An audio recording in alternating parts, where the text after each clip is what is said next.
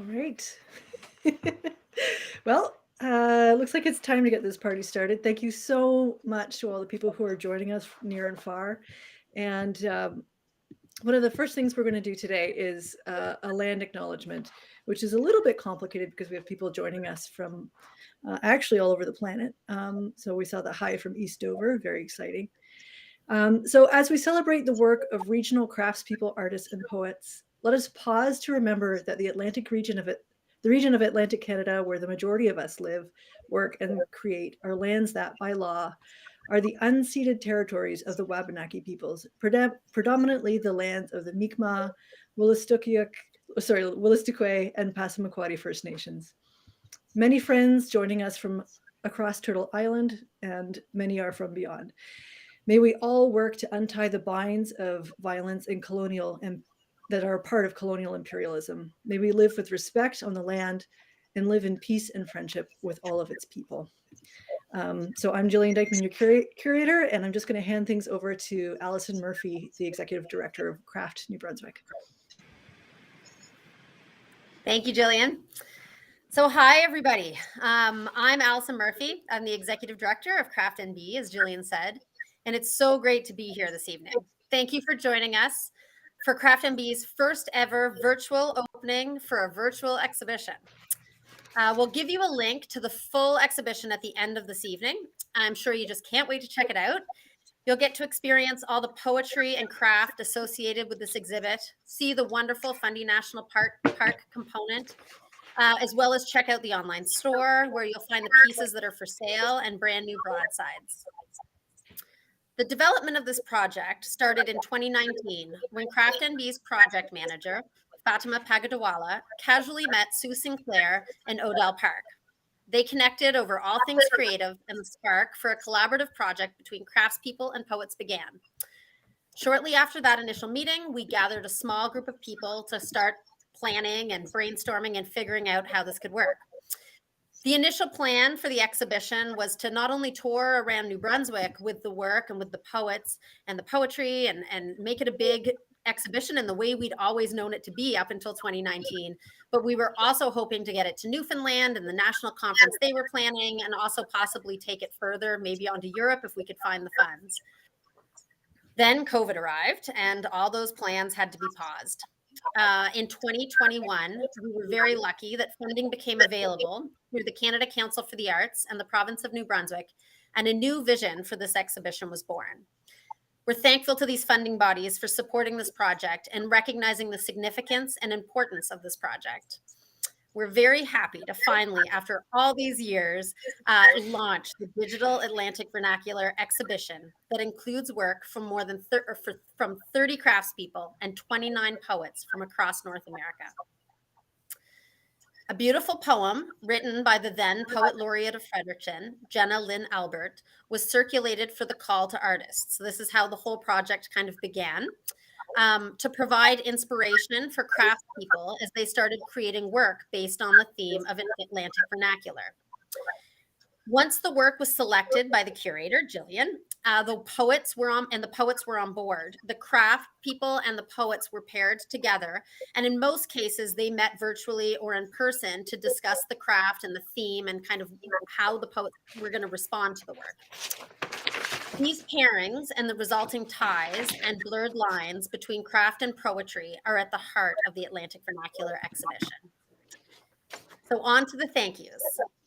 Firstly, I'd like to thank Gillian Dykeman, who skillfully curated this exhibition and created the website with the help of web designer Casey Wilcox. This project is the way it is because of all your hard work and your vision. I'd also like to thank both Sue Sinclair and Jenna Lynn Albert, who volunteered countless hours to organize and select poets presented in this project. As an organization who only deals with craft, their understanding of the poetry landscape was invaluable to Craft NB being able to present this project and bring it into reality. We had some really funny conversations at the beginning where the craftspeople, Fatima and I, would be talking about plinths, which for us as craftspeople working in the craft world, we all know what a plinth is, and any craftsperson does. It's the display, usually a wooden box that three-dimensional objects would be set on in exhibitions. The poets didn't know this. It's part of our lingo. And Vice versa, we didn't know what broadsides were. That wasn't part of our language. And for any crafts people out there, the broadsides are, I actually have the one that Jenna Lynn Albert gave us in one of our initial meetings. It's a beautiful way to present the poems. So we have designed, and Gillian will show you these, but some beautiful broadsides, which is a new way for us to display, preserve the pairings that are on this website. So as Gillian will discuss in a moment, our friends at Fundy National Park also played a part of this project, and they deserve a warm thank you for their contribution and continued partnership with Craft NB. Dan Sinclair, if you're out there virtually, you make our experiences in Fundy so much more fun, accessible, educational, and entertaining. And we wish every artist and poet could hike with you and have access to all your wonderful information. Also, I'd like to say a big thank you to Sarah Sarti, who did a wonderful job with photographing some of the work included in this website. And she led an informative workshop for participating artists on how to photograph their work at home. Rihanna Howard also deserves a big thank you for designing all the social media posts, the Atlantic Vernacular logo, and the beautiful broadsides. To all the translators who worked on this project, thank you. It has allowed this exhibition to be presented in a myriad of languages and added new levels to what is presented here.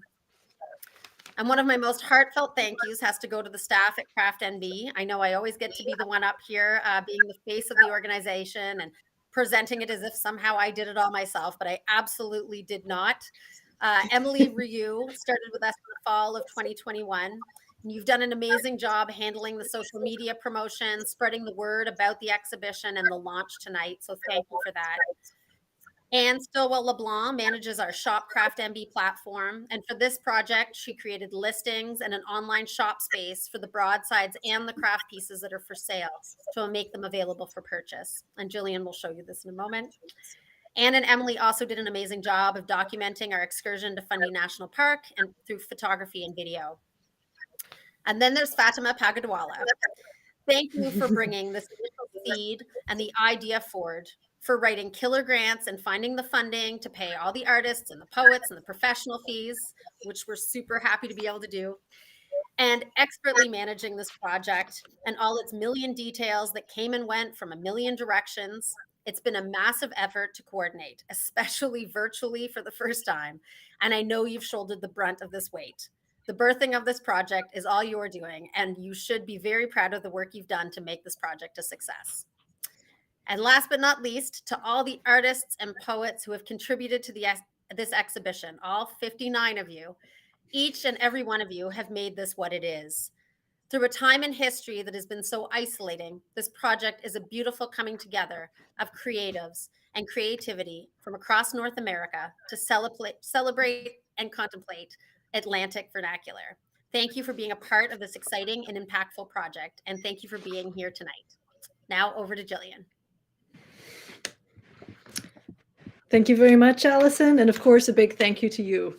Yeah, it's been such a pleasure getting to work with the team at Craft NB. You are an amazing leader with a wonderful team, and you all work so well together. So I'm really grateful to have had this opportunity. So on to my curatorial talk, everybody. I'm going to put some slides on and just get started. Oops, I forgot to share my screen. We did a tech run through for a reason. Here we go.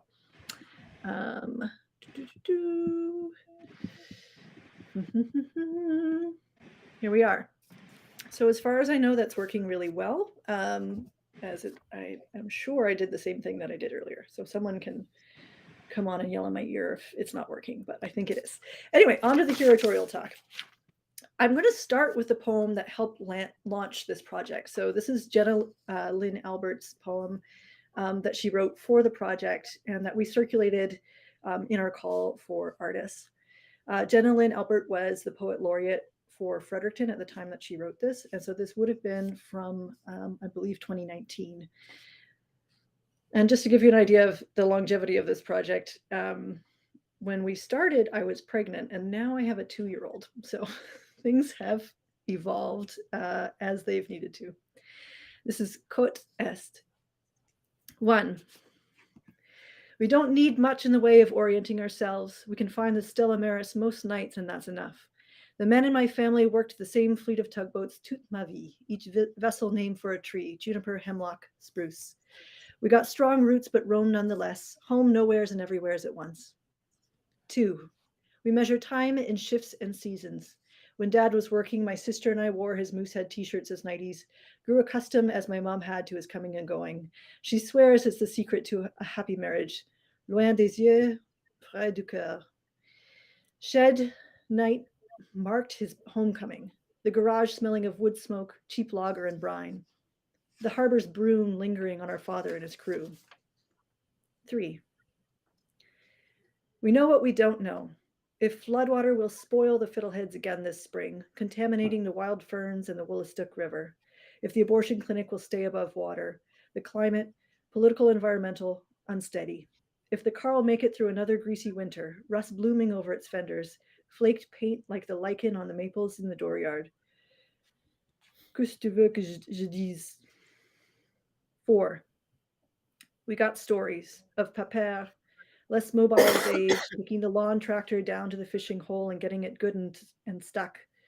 Of ma mère's earliest memory, celui de sa mère enceinte, la perte des yeux et l'arrivée de la sage-femme pour l'accouchement. She was yet the youngest of what would be 16 enfants, se souvient que la ronde de sang, de la sueur et de la liquide amniotique sont comme la marée basse. So thank you to Jenna for that. All right, on to some images. I have a tight 10 minutes for this talk, so I will read most of it today just to make sure I get through it all in the time given. I won't be able to show you all of the artworks in that time, but towards the end of my talk, you'll have a sneak preview of the work that awaits your viewing and listening pleasure, as well as where you can purchase some of it alongside the beautiful broadsides made by our graphic designer, Rihanna Howard, which Allison mentioned. I do want to take a moment to acknowledge the times that we are in right now. Artistic practice can be isolating at the best of times, let alone during a pandemic. I hope this exhibition opens up possibilities for artists to play together more often, even over distances and across disciplines. The pairing of poetry has animated the artworks, and vice versa. I'm going to be sharing some of what I see as our collective regional voice, which is distinct in many ways from the rest of the country and to this region. So you know Atlantic Vernacular is an online exhibition of contemporary craft paired with poetry of Atlantic Canada. And I emphasize the of because although some of the artists are no longer in this region, it may have been a part of their life at some point in time, and it's still a part of the practice. Voices of the region include those of our First Nations and multiple mother tongues or ancestral languages represented by participating artists and poets. This region is a den of material experimentation, integration of work with one's environment, and an honest confrontation with the challenges of making work in a conservative region of the country. Artists of this region deploy a scrappy enthusiasm for using materials at hand to push their mediums in exciting new directions. A recurring characteristic of many art practices here is the upcycling and repurposing of the very present detritus of coexisting with the ghosts of our past, as is seen in the work of Peter Pounding, Sean O'Hagan, Renata Britez, Frances Ennis, and Melanie Hamilton, as well as many of the artists participating in Atlantic Vernacular. So just quickly, oops. Oh, I think I hit stop sharing. No. Oh, a technical fun thing. Okay. Oh, there we go. Wonderful. Just quickly, I'll come back to this piece of Peter Pounding's. This is called House Histories 1 by Sean O'Hagan, and she peeled wallpaper off of a home in rural Newfoundland and then stitched it together by hand in these beautiful, beautiful wall pieces that are quite sculptural. Here's Only What Matters by Renata Britez, which is, again, an upcycled suitcase, shoes, map, nightgown, and then these family photos transferred and stitched onto this lovely old nightgown. It includes dried roses, hydrangea flowers, washi paper, old suitcase, shoes, maps, and family heirlooms. This piece by Frances Ennis includes 90% upcycled and reused reclaimed wool, silk, satin, and or synthetic fabrics and yarns, much of which she dyed or over dyed and then hooked this rug on a Scottish burlap backing. This amazing piece by Melanie Hamilton is called Rerooted, and it's got Canadian-grown ash, Danish cord, New Brunswick wool tartan blanket, vintage mink, and again, this kind of hybrid sculpture is quite stunning and really could only be like of this place. I think it's really amazing to see the way the artists put the work together.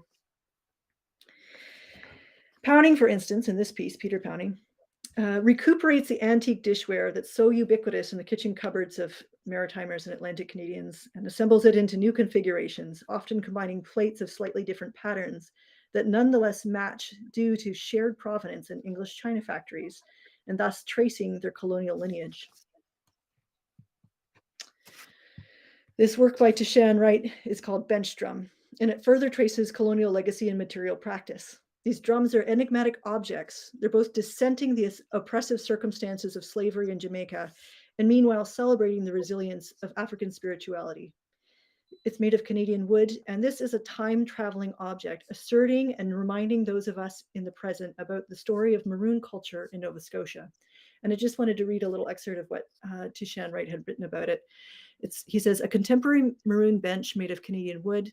Maroon folklore tells us that bench drums originated among enslaved Americans who later fled to the hills of Jamaica to live freely as maroons.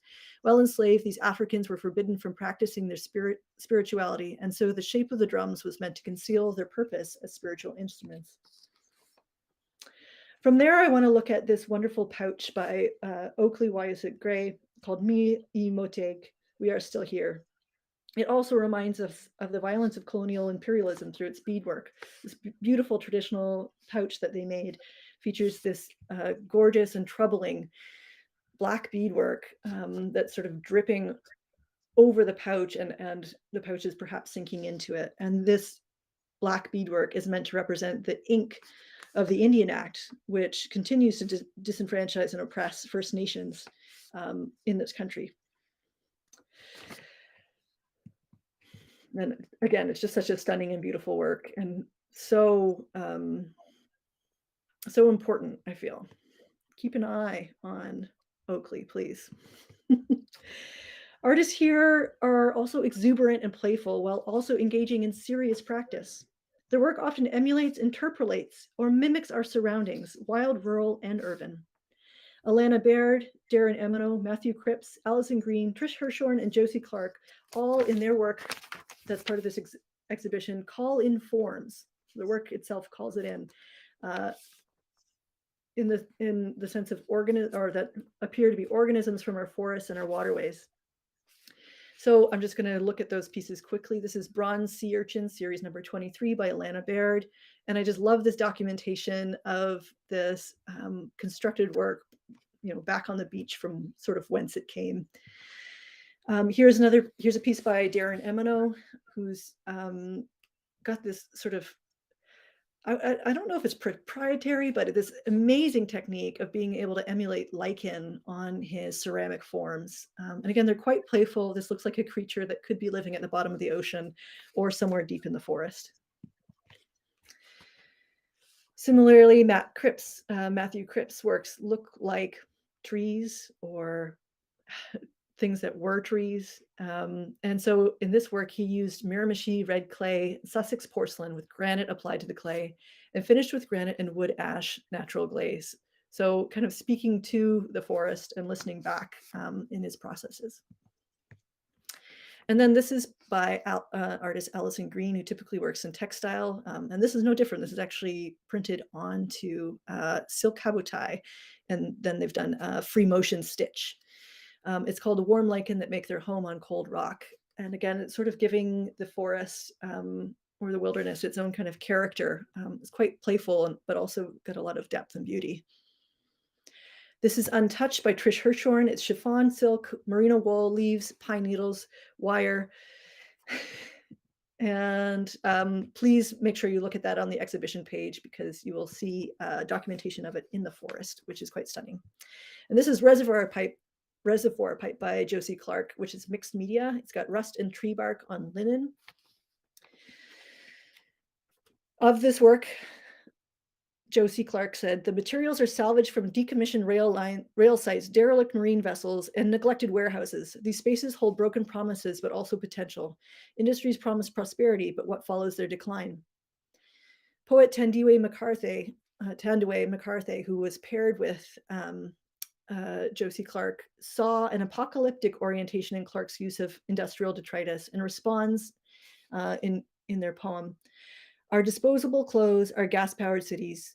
Buying our ignorance, we wear it with pride, while the ground under our feet quietly dies and the sky above us turns to rust.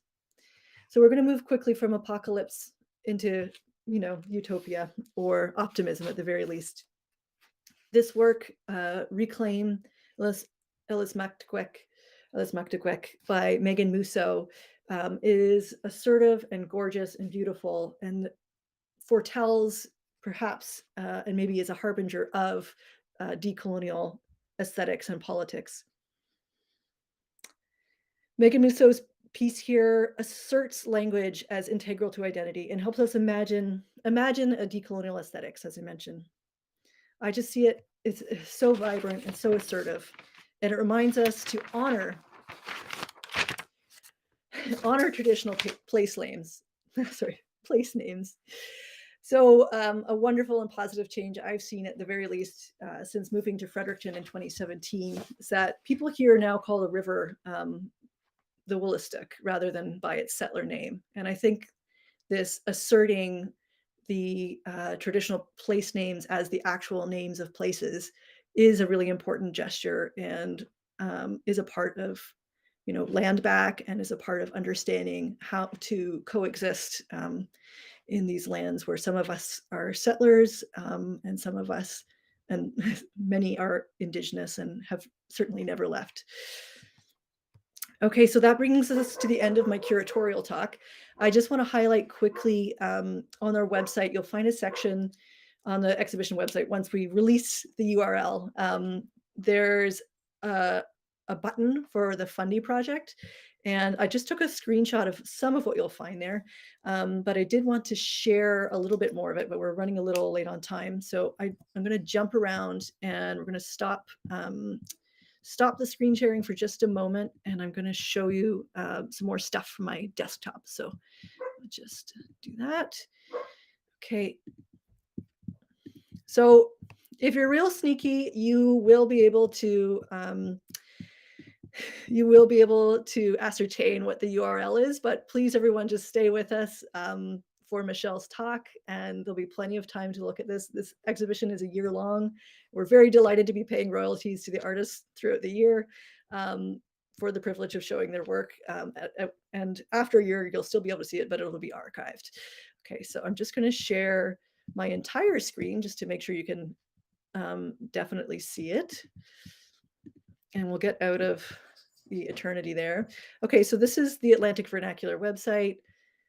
I am really pleased with how it turned out. And I'm just going to skip ahead to the Fundy project to show you a couple of the pieces there. So the Fundy project is a 3-day excursion. Now we were certainly working during COVID times, so we invited any artist who was able to travel to Fundy National Park, who was already a part of the project, to consider coming and attending. And it worked out that we had 6 folks all together there,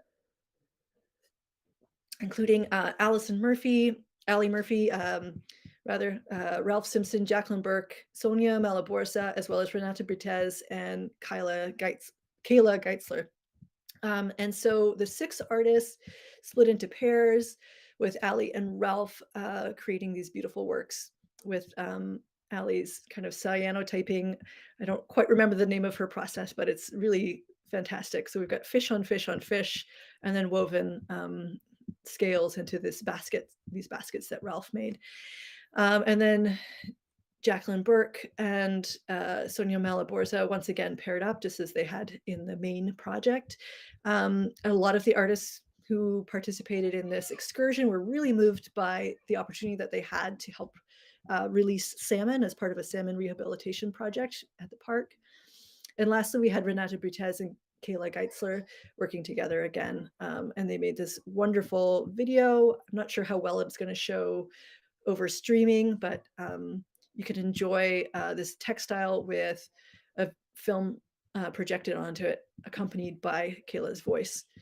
Okay, so, and I'm just going to jump right over to the website again to show you how to purchase work if you so desire.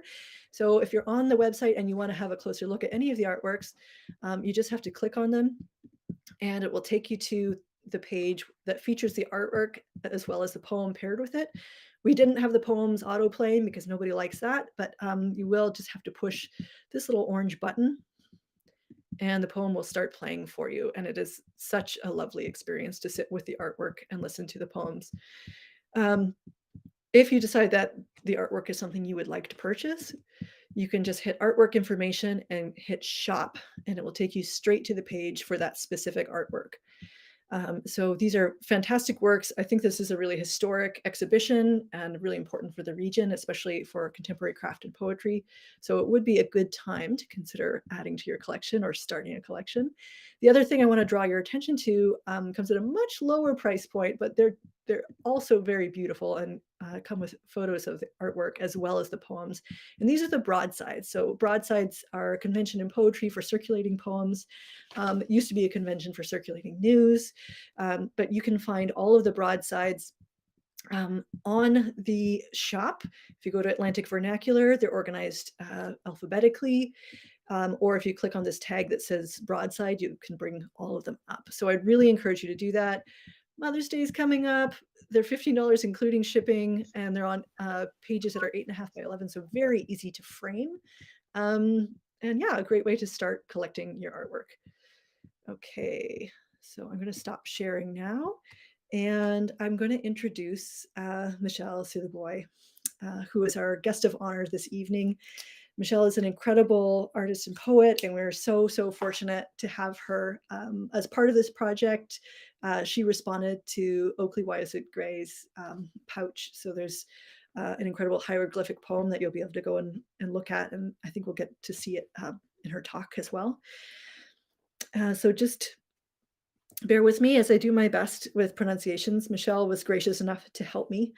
Award-winning author and award-winning interdisciplinary artist, Michelle Sylliboy, who's Mi'kmaq Lanu, was born in Boston, Massachusetts, and raised in her traditional Lenape territory in Wigmoak, Cape Breton. While living on the traditional unceded territories of the Musqueam, Squamish, and Tsleil-Waututh nations, Sylliboy completed a BFA at Emily Carr University and University of Art and Design, and a Master's of Education from Simon Fraser University. She is currently a PhD candidate in Simon Fraser University's Philosophy of Education program, where she's working to reclaim her original written Kamukwe with, oh wow. Michelle, if you don't mind sharing that when you start, share, anyway, her original language. I'm so apologize, I'm doing my best. And it's, yeah, I think it's really incumbent on folks like me who occasionally work in arts administration to do our best to learn the languages that belong to the lands where we work. Her collection of photography and Lenape hieroglyphic poetry, Giskajej, I Am Ready, was published by Rebel Mountain Press in 2019 and is now available as an ebook. She was recently appointed at St. FX University as a new tenure-track faculty in education, modern language, and fine arts departments. So if you are a person who's considering furthering your education, you can learn from Michelle directly as a professor, and I think that that's just super wonderful. So I'm all done with my introduction, and I would love to hand it over to Michelle. Thank you. Thank you, Gillian. Hello, everybody. Nina Michelle Sylliboy, hi, Shlewina, we got a wow, hi. Enjoying this is what it means.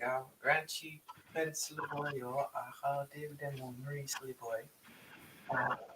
No choice, you down, big leave me, Sis Amo, Alexandre Sylliboy, this is man. Clarence Patlas, Nucho, Naruanek, Leo, Mari Negmo, so. Yeah, Hello, everybody. Um, my name is Michelle Sylliboy, and I'm from Uegama Unumai, which is in English. We share the Brador Lake with Waikagama. And at one time, they used to call it the Waikagama Reserve um, in Cape Breton. And we share a beautiful mountain picturesque background, and it's just lovely if you ever get to Cape Breton to go visit.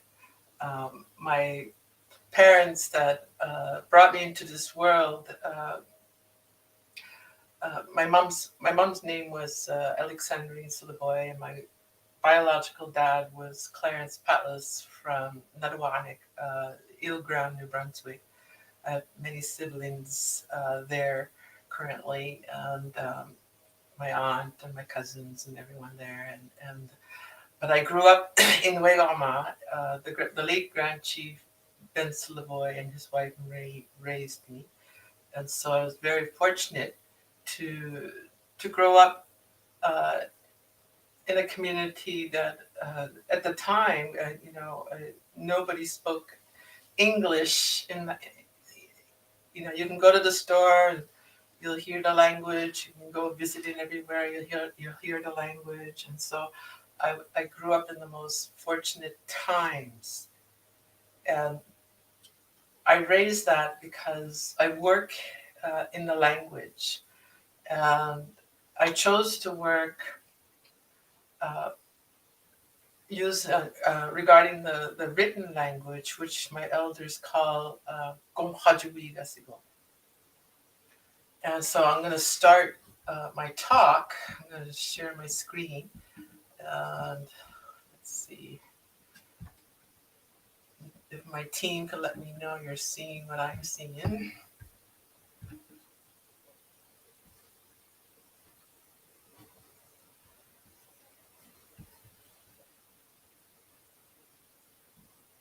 Is everybody seeing what I'm seeing?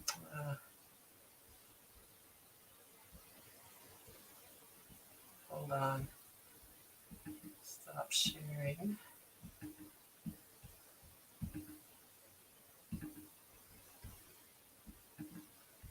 Okay. Let me know if you see what I see. I can't see anybody else now. Natty wants to text me. So perfect. Okay, great. So I'm really, really glad that Vernacular Atlantic invited me to participate in this collaborative exchange with Oakley Gray. I absolutely love collaborating. A lot of most of my artistic career has been to try to bring together artists uh, in a space that allows people to engage in a dialogue that represents culture. Because culturally speaking, many First Nations people share the space that they occupy or live in, and so it was easy for me to say yes. I would love to respond to Oakley's beautiful pouch, and so. But before I go into the pouch, I wanted to acknowledge where my journey began around the language, reclaiming the historical narrative of the Gomhajuwi Gasigo. And Gomhajuwi Gasigo um, is in English is translated into suckerfish writing. So Gomhwej is a suckerfish, and Wigasigo means writing.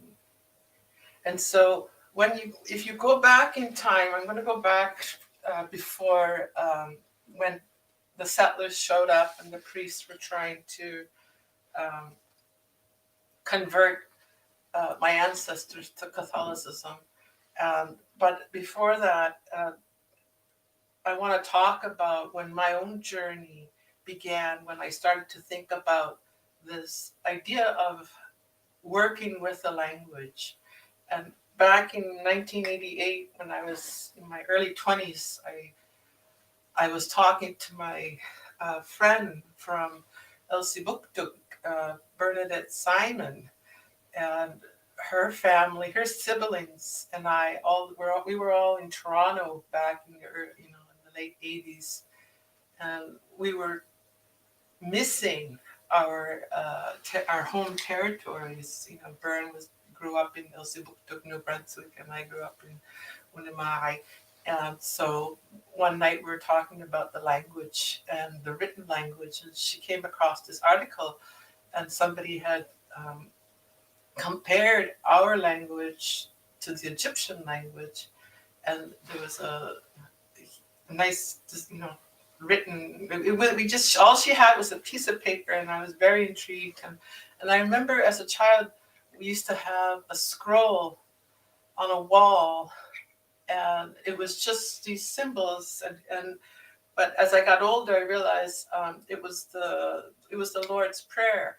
It wasn't translated or anything. It just had the symbols at the time, and then of course eventually people started to translate the symbols, and so it started to make sense. But as you can see, the image slide that you see now, one is the untranslated text, and then the translated text. So the elders that I grew up with, I remember I used to be part of the choir in Wegoma when I was younger, and Uncle Charlie Bernard used to carry this prayer book. And I remember him carrying this prayer book because he would sing. He had this beautiful oratory, I guess, baritone voice. And when he sang, it was so beautiful. And he sang from that prayer book. And so I remember him carrying that prayer book. And so as I got older, I started to think about the language. And when Bernadette showed me the article, I was really intrigued, and something just piqued in me. And this is back in 1988. And I started to silk screen T-shirts, and I sold them as a vendor on Queen Street and Young Street, and it was really fun. I mean, back in the day, you can just do it without having a permit, but now you need a permit. I don't even know if people do that anymore. Because, this is like in 1989. Anyways, so I started to think about what can I do with this language? There's something about this my own ancestral language that really intrigued me. And over the years, I would go back about every 5 years. I would think about and look at the language, and I knew there was something that I had to do to I don't know. It just kept calling me, and so every 5 years I would look at it, and I was like, okay, I'm not ready, put it away. And eventually, when I started doing my doctorate coursework, I wrote a paper, and I called it Namultis is an active dialogue. There's no word for goodbye in the Mi'kmaq language. We say Namultis. And Namultis is a very multi-level description of who we are as Mi'kmaq people, and how we interact with those on multi-levels of existence. Like Captain Augustine, Stephen Augustine talks about the 7 levels of creation. And so it's our belief that the loved ones that pass on to the spirit world exist with us in this world. And so we don't have that disconnect. Maybe they're not here physically, but they are still connected to us in spirit. And so when we tell someone, move this, it means that, I will see you later, whether in physical form or spiritual form. And so there's no ending to that word. It's a very, I guess, perpetual meaning to it. And it's very layered. And so, anyway, so I started to think about, the way the language was preserved and how it was taken care of and who took care of it. And the late Medina Marshall, who wrote a modern day historical documentation about what the language was about from the stories she heard from her elders. And so she had documented in her book that the language was used as maps. And so, and what do you call it? I guess I'll talk about the maps first. I'm sorry. I'm looking at a screen. I can't see anybody, so I'm like talking to myself, but I know you're all out there, so bear with me. Anyway, so the maps were very prevalent and still used today. Hunters would use the map, a map making a description of where they left their moose. And so, because we were a very hunting and fishing nation. And so if you went hunting for a moose and you left it for somebody else to go get, you would leave behind a map of that place. And so hunters still do that. They'll still leave behind a hieroglyphic map of where they left their moose to be picked up and cleaned and taken to the butcher and stuff like that. And so it hasn't gone away. That still exists. And so when I started to think about the language, I realized that the connection to land, the fact that the language comes from the land, and how that was very meaningful for me, because I was removed from this land for many years. I lived in Vancouver for 27 years, and most of my adult life was spent in the Coast Salish territory in Vancouver.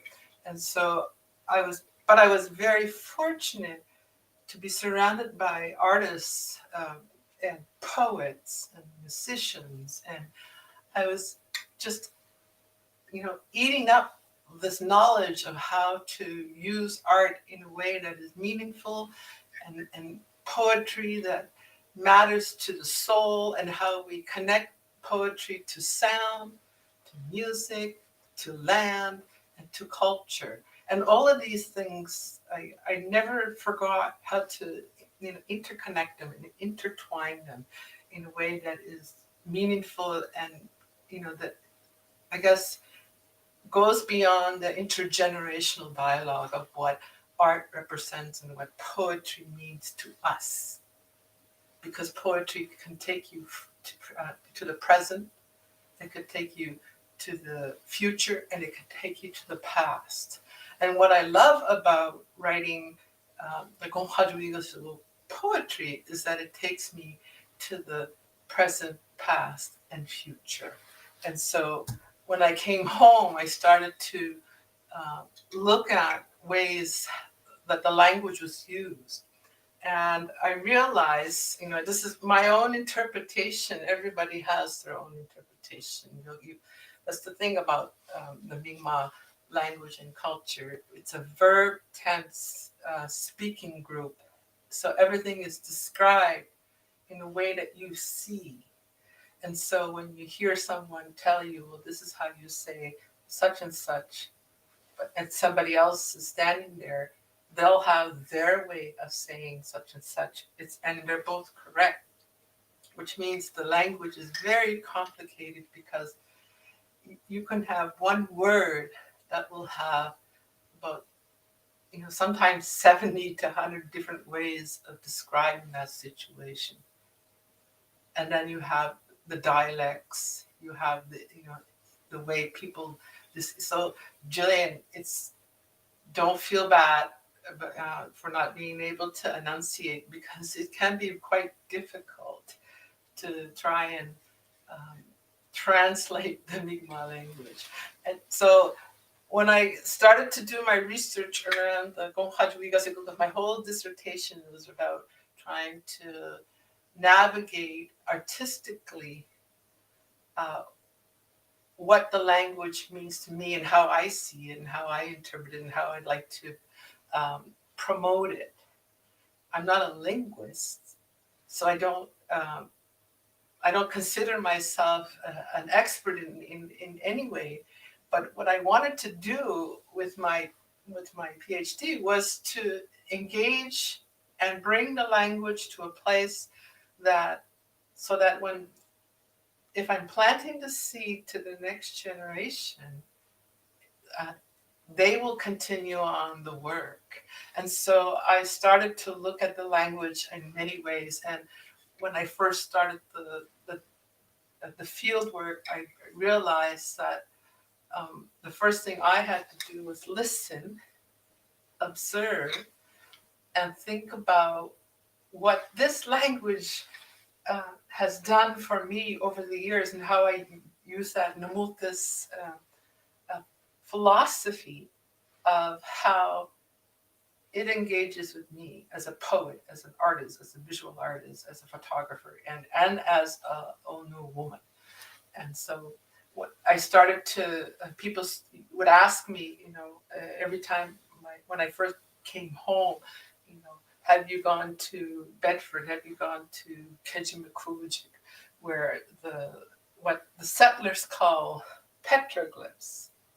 And I would love it if we would reclaim the definition of those so-called petroglyphs, and we call them Komprajuigasigal instead, because what these petroglyphs, and I'll call them for the sake of what it is for now, is that each one tells a story. Just like this particular image that you see now, it tells the story of the 7 districts of the Mi'kmaq Nation. I believe this symbol represents the entire 7 districts of the Mi'kmaq Nation. And so there's that kind of, and then somebody else has their definition of what this means. And so, but I believe that we should reclaim what these are, which is our original language, because they tell a story. And when you write something down, you're telling a story, whether it's a map or a poem. And so these images, tell a story of first contact, when the ships came into the shore, and how somebody wrote down the story for us to see hundreds of years later. And so that's why I feel it's important to reevaluate this settler term of petroglyphs and call it for what it is, which is the Komprajuigasigal. And so in my journey of my dissertation process and fieldwork, I started to meet people in the most obscure places. And one time I went to go see this cabin that somebody was selling, and this young woman was there, and we started talking, and she wanted to buy the cabin, I wanted to buy the cabin, and so we introduced each other, and she asked me what I was doing, and I was telling her I was doing my PhD, and she goes, my father, she said, is a trail guide in Mabu. And he has something that he's been guarding for years, for like 25 years at the time. And he would love to show it to somebody. And so I made plans. And at this time we were meeting in winter. And I said, well, the following summer, I will call him and make the trek to go see this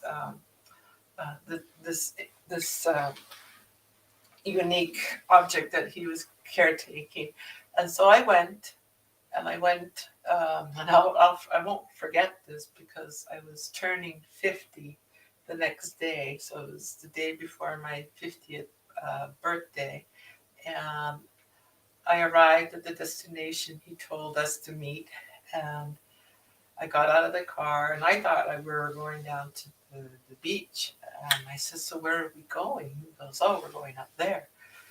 And I said, up there? And he goes, yes. And I said, oh. So it's like, oh. So we had to go climb the mountain, and I was not prepared to climb the mountain.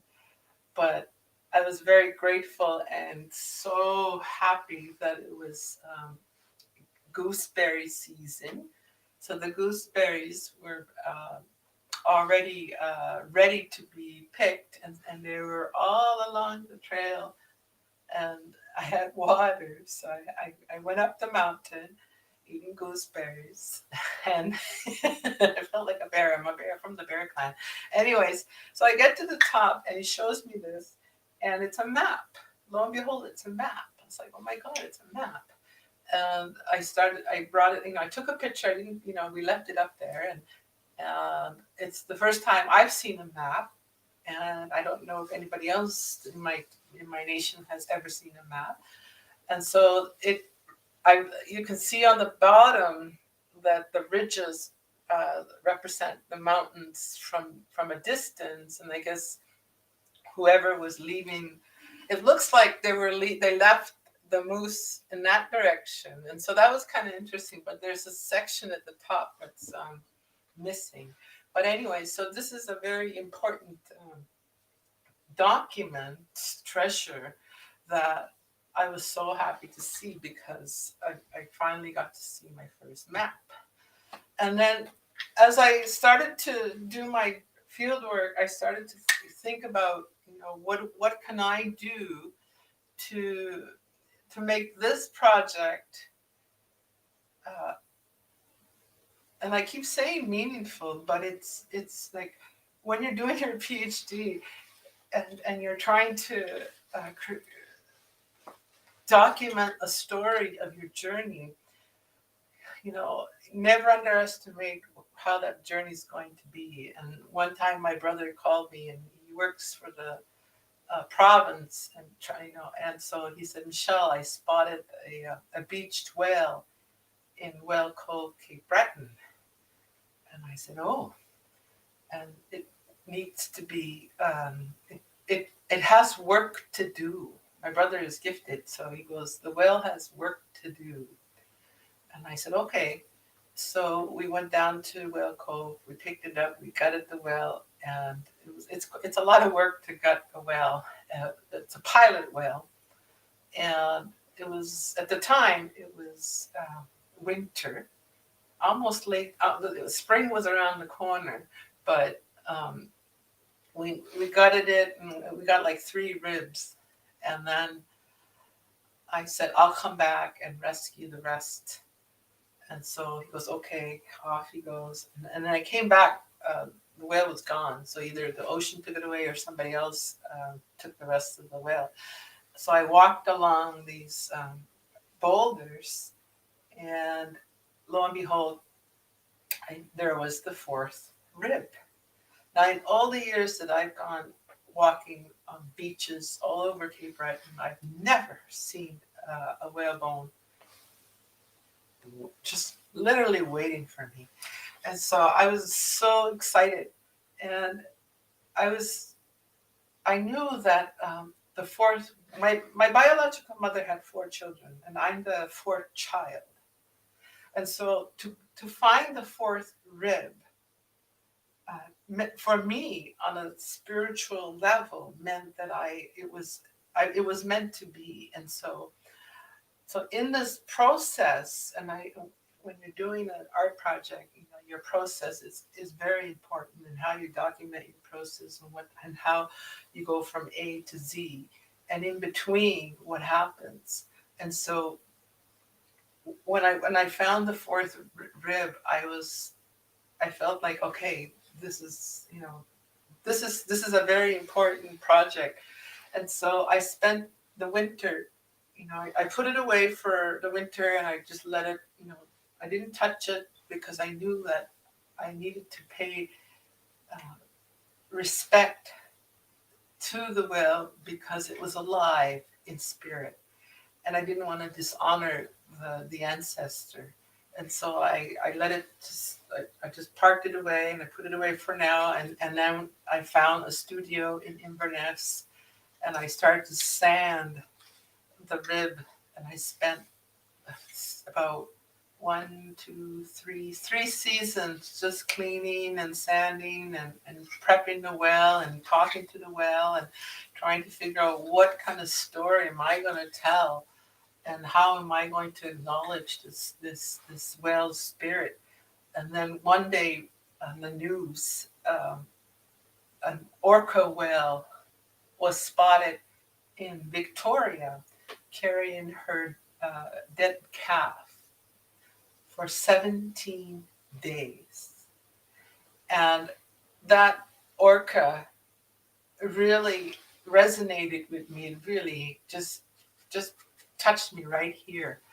And so I realized after those 17 days that I had to write a story using the Gonghwajuigasigo about the impact climate change has on the whale's environment. Because her baby died because of our negligence and our humanity's greed. And so it was so important for me to take one of the whales and go, okay, I'm gonna write a story about the impact climate change has on the whale's environment. And then the other whales, I decided I'm gonna ask people to participate because this is where my collaborative instincts kick in, because I was really, it didn't feel right that I was doing this whole project by myself. I needed to involve people. And I needed them to understand who we are as Onug, as Mi'kmaq people of this territory, and that we have a vibrant culture, that we had a written language, that we had a history worth telling and worth sharing. And so, and it really worked out really well. So I would ask people, I decided to choose a question because you have to pose a question. And then the question I posed was, if you could tell the whale anything, what would you say? And they had to choose a Gonghwajuigasigo message from the dictionary I had. And with their permission, I carved those messages. And they're carved on both sides of the whale. And so it was so beautiful, all the messages. If you have if you're looking at your screen, you can do the QR code and it'll take you to the definitions. And so this exhibition is now at the Art Gallery of Nova Scotia. And it's quite interesting and it's very powerful exhibition because the whale is very dynamic, it's powerful, and it has a story. And the base is also a Gonghwajuigasigo message, and it means it's great. And blacksmith Grant Harveststock created the base for me. I had commissioned him to hire him to make that for me so that the whale would have a place of honor. And so that's why I called it The Whale is Great. And then as I was doing this whalebone, I wrote the first hieroglyphic poetry book because I thought to myself, how do I bring this language to the present? And as a poet, it made sense to me to write hieroglyphic poetry. And it just felt right. And so I started to, ask people. I did ask people, would you, write a hieroglyphic poem with me? And they got too shy. So anyway, so I just got a text that I'm going on. So this is part of the poetry that's from the book. This exhibition is touring now, and it's at the Robert McLaughlin Gallery, and this is also in my book, and so it's a double-sided panel. I'll always do carve things on both sides because I'm two-spirited, and so this is the book, and this is one of the poems, and then I created a wearable living curriculum as well. This is all what I call a living curriculum. And then the collaboration started to happen. So I collaborated with elders, and we wrote a statement in regards to the children that are being unearthed at all the residential schools. And then I wrote a poetry about our current shared history about COVID. And then I started to collaborate with people. And so I'm going to show this this 3D animation that the first animation.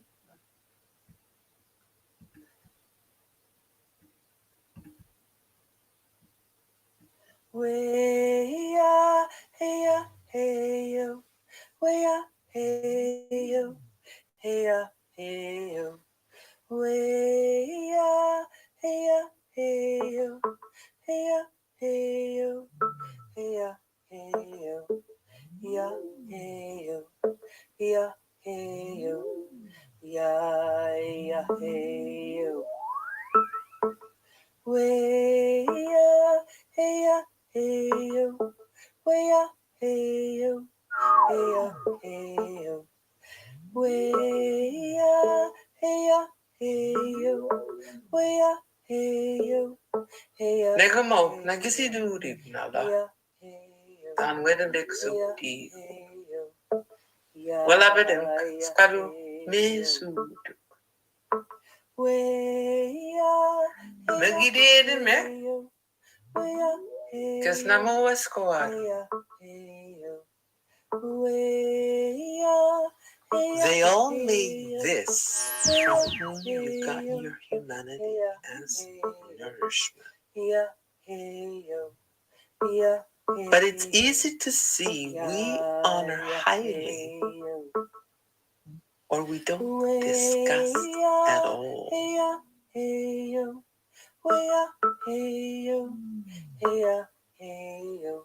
Munado gisi biskuita. Si dede midi. Dividu. Tinina.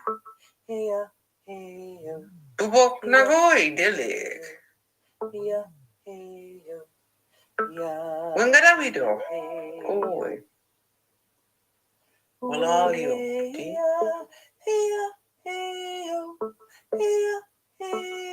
We cannot enter, they decided, alone. In my body, so many things, they belong. Who knows how to prepare?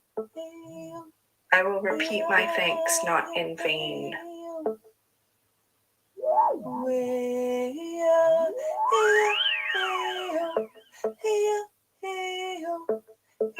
Dali do net numiano to go to way. Nenaha bigwa la way. No tipa and oxis kamu. Sakapa. How do you act alone? With care. So many things in the middle of the night I ask of you on earth. It was visible.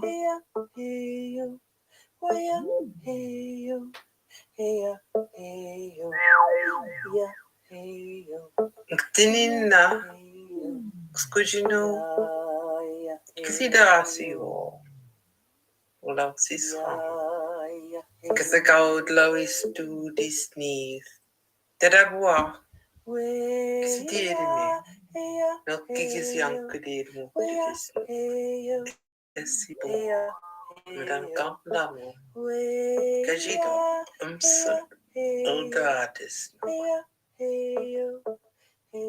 Our beings, human things, you have settled in this world.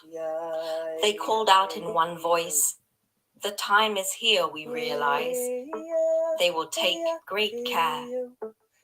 Morning, within my heart, we all go together.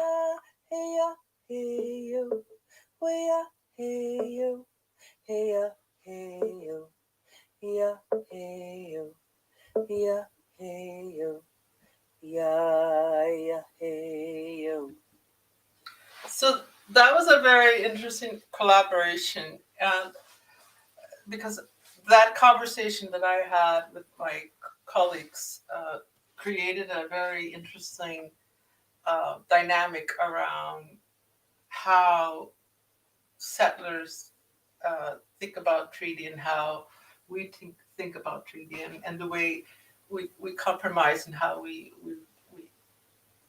look at our interpretations. And what I wanted was that collaborative exchange. And so that's how that came about. And then this work that you'll see during this exhibition at Vernacular Atlantic, I was very proud to respond to Oakley's piece because it's very, you look at this, it's very representative of this territory and our people, and how that meant to me as a poet. And so, we wake up with this knowledge, we go to sleep with this knowledge. When you're so used to something, it's just part of you, which is why I chose these words. When we awake, we ask for this forever. It's not something that is separate from our being or from our spirit. And I thought I should write a haiku. So this is like, I call this my Gonhajuiga single haiku because it's so short, sweet, and simple. Yet it's so powerful. And in the middle of the night, they are transformed as nourishment. These things, the creativity that exists in an artist is so profound and so beautiful that look at the beauty and the nurture that Oakley took and created this piece. And so I saw beauty, and I saw history, and I saw the future roll into one when I started writing this poem, my little little haiku. So anyways, I'm going to end this here, and so we can start doing Q&A if anybody has questions. Thank you for spending time with me, and I really appreciate Vernacular for giving me this time. So I'm going to stop sharing, and we'll go right into Q&A. Yeah. So I think, Gillian, are you taking over this discussion?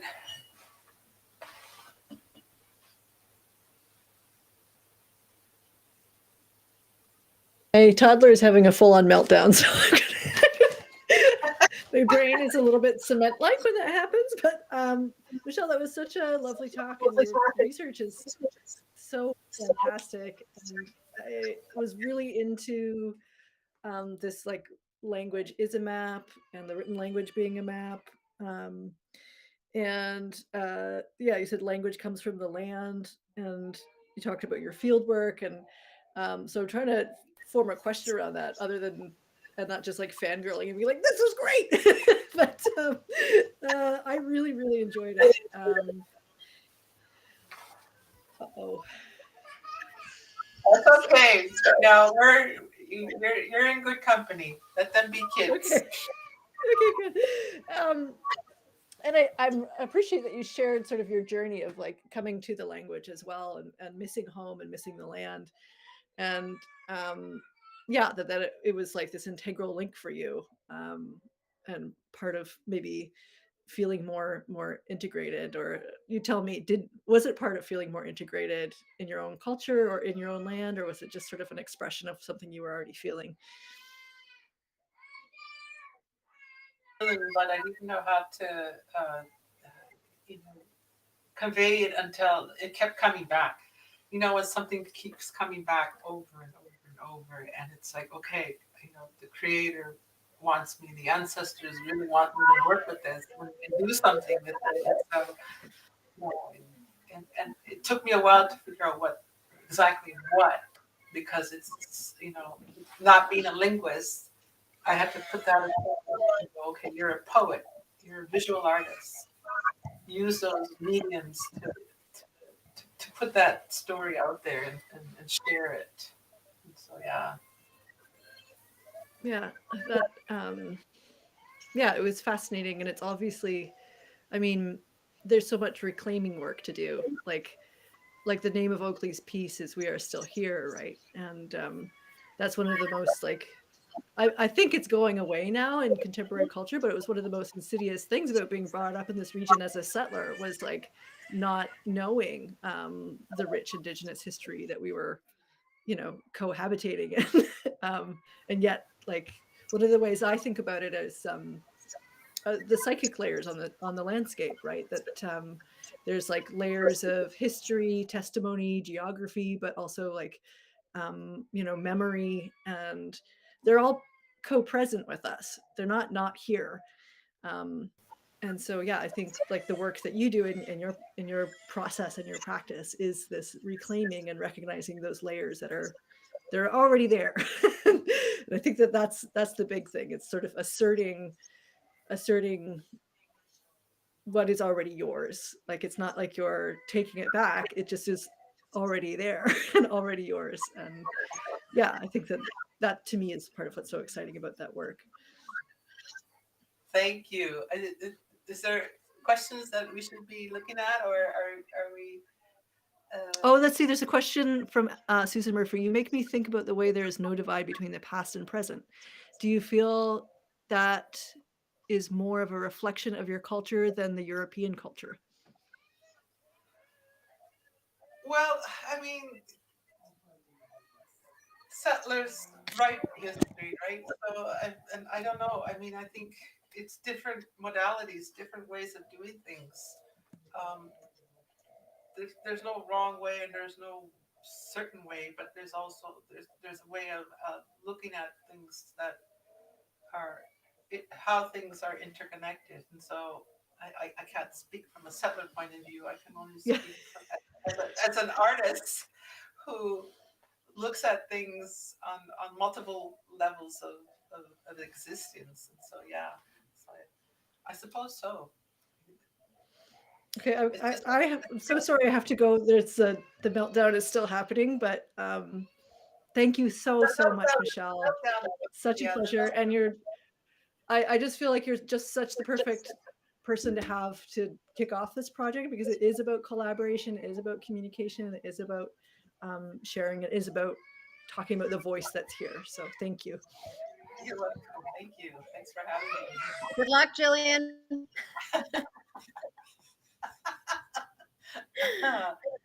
Well, I'll hang out with you for a few minutes, Michelle. I know we're a little over time, but I also know that there's lots of people with questions. So I'm just going to ask that anybody who's on YouTube who has a pressing question for Michelle, just pop your comments into the chat on YouTube, and we'll be able to pull those up for Michelle to answer. So can you see that one there, Michelle? Well, should we scroll up, or do I? Well, how about the one on the screen? Do you see the one that says, when you write poems using the pictographs, are you very conscious of the poem as visual art as well as sound and meaning? At the time, no, because you can't really, and sometimes the translation is not always. Uh, they don't always match. Um, it wasn't until later that I started to look at, after the book was published and I started, and after the exhibition took off. Look, much more happy with Mummy holding. Nice. Hi. And so, yeah, I started to think about the hieroglyphics artistically recently. In the way I would paint over the photographs and how I would layer the images and how I would look at and go, okay, this, especially when I did the 7 poems about our current COVID pandemic, I was very aware that how to place those visually. And so, yeah, originally no, but now I do. Now you are, because there are such a beautiful visual piece to it, just without knowing what they mean. That visual piece is so beautiful just to look at. So maybe I'll disappear and I'll let Gillian take back over. Well, I had something to add to that. And just to talk about the work and some of the curatorial decisions, which were always like quite collaborative. Like there was nothing I just decided on my own. I worked with the folks at Craft NB. But one of the things that we were looking at early on was language and how to present poetry. And we wanted to give everyone the option of presenting the poetry in their preferred language, or maybe it's their first language. It didn't really matter. And so the recitations are all in the poet's chosen language. And then there's translations mostly into English. But one of the things that you came back with was like, this is a hieroglyph. This is how it exists.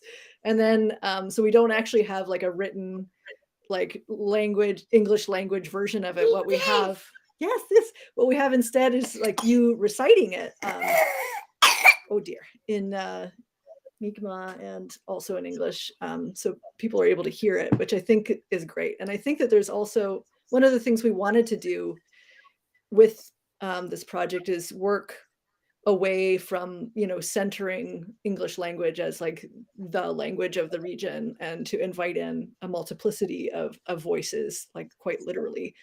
And so that was something that the poets really provided for us, because the artwork is already in its own, you know, vernacular, its own language. But then, yeah, the poet, I think it would have diminished the project if we had been like, okay, we want everything in English always first, and then we'll see about accommodating other languages. And instead we did it the other way around. So that was, yeah, that was, and again, yours is like even a step further than that, which I really appreciated, in terms of making the project, you know, robust and meaningful. They matched well. The Oakley's Yeah. piece, yeah. I was surprised how well they connected. Without even, I could have written anything and it would have been, you know, it would have connected. And I chose two of the photographs because I enjoyed looking at work that you have to really wonder what it is, as opposed to you know, the actual full-on pouch. And so Yeah. I think I'd rather use the zoomed in image and look at what that means, and like think about it like a dream.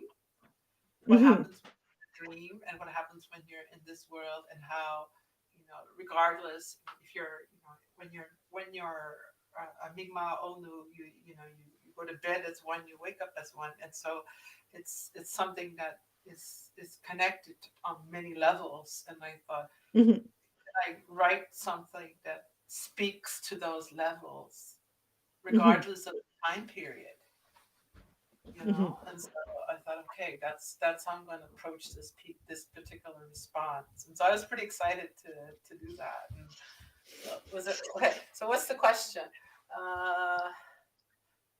Do you find yourself surprised by parts of what you wrote, whether responding to the artwork took you in any direction that felt unusual? Everything's unusual. I'm a poet and an artist. It's like we look at things on multiple levels of, nothing surprises me anymore. If there's a mistake, great. I love mistakes. Yeah, mistakes are great. They can really give you new direction, or like, you know, open things up. It changes the storyline. You know, it's like I remember when I was in my first year of art school, and I worked on this pottery piece for hours and hours and hours. And when we took it out of the kiln, when we opened the kiln, it was cracked. And my instructor goes, "Oh, now you have two pieces." I'm like, yeah. That's great. Yeah. Wonderful.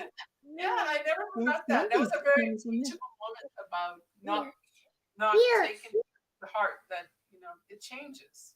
It's just now something different. And so what's the next question? Okay, thank you, Jenna. Thank you.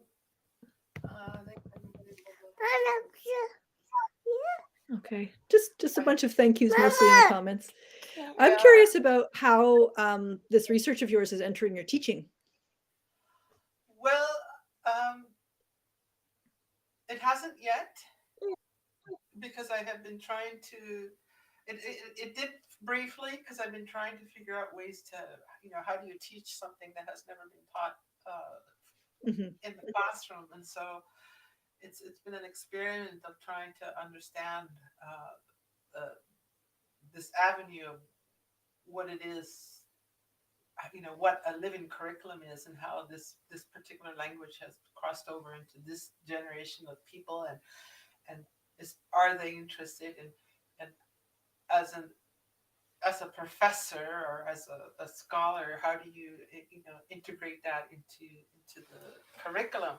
And so I'm Mhm. still trying to process that. And I think I have to stop Yeah. processing it, just do it. Yeah, well, I mean, I also I teach at the craft college here, and it's funny what a sort of awkward fit it can be to be teaching art at all in a school kind of environment, but that we still somehow make it work. Like, it's sort of like, okay, well, this is where the students are, so let's show up, like figure it out. Exactly. Yeah, Yeah. because I think, Developing. I mean, sorry, I just wanted to add, I think like with the work that you're doing, there's so many other kinds of values embedded in it that it's not just about teaching the language per se, but like it's a worldview, right? Like what you were saying about, language coming from the land and so on. It's yeah, I think there's a lot that can be learned from that. Exactly. Yes. Have you always worked with others in collaboration? Not always, but always tried to bring people together. After I graduated from Emily Carr years ago, I organized a gathering of emerging and professional artists, and because I felt it was lacking. And when you're an emerging artist, during the '90s, I felt it was important to bring us together and have that dialogue and that exchange. And then I ended up doing kind of curatorial projects around, bringing those pieces and people together. And then eventually I started to collaborate. I collaborate mostly with musicians originally, and now I'm doing artists. So I guess maybe my answer is yes. So, Okay, so Allison says there's no more questions, and I guess that means we could probably wrap things up. Did you have anything you wanted to finish with, Michelle?